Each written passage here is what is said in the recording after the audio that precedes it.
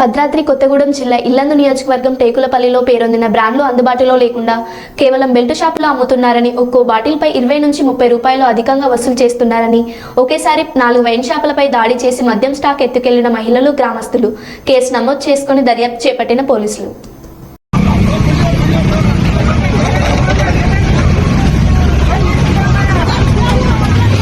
మాకేమయ్యారా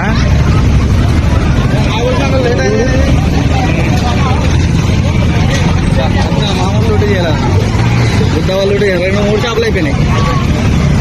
సరిపోయింది అలాగే 3-4 రోజులు.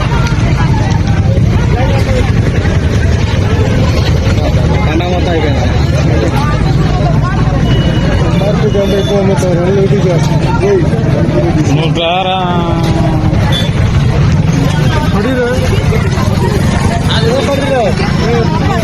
పడతాయి